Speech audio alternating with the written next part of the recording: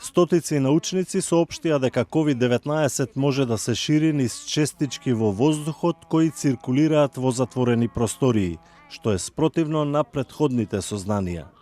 Над 200 научници од 32 земји понудија докази за ова тврдење во писмо до Светската здравствена организација и бараат од неа да ги смени насоките во врска со пренесувањето на коронавирусот.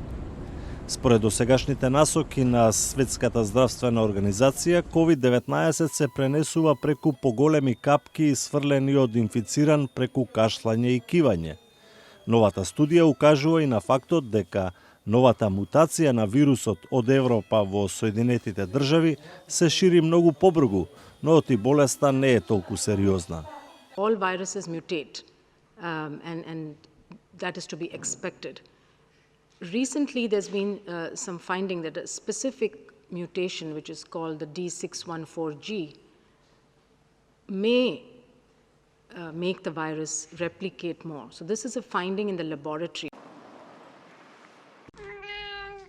Луѓето со домашни меленичиња можат да здивнат. Според Светската здравствена организација, многу е мал ризикот од пренесување на вирусот од домашни животни на луѓе.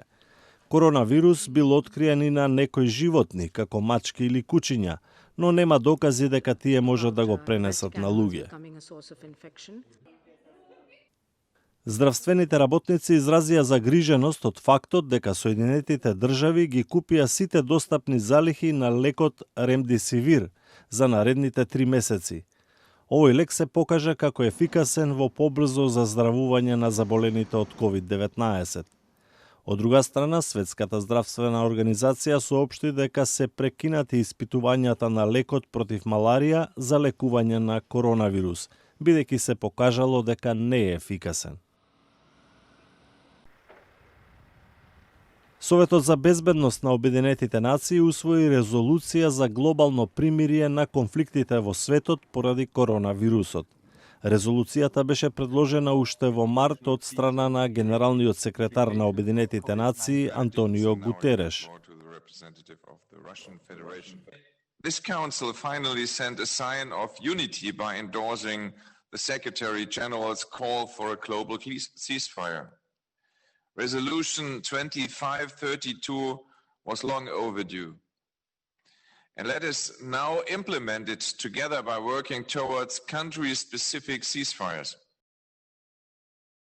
Здравствените представници во разни земји најавуваат различни временски рамки за одобрение и дистрибуција на вакцина против COVID-19. Во Соединетите држави, директорот на Националниот институт за здравство, Франсис Колинс, изјави дека е можно производство на вакцина до крајот на годинава.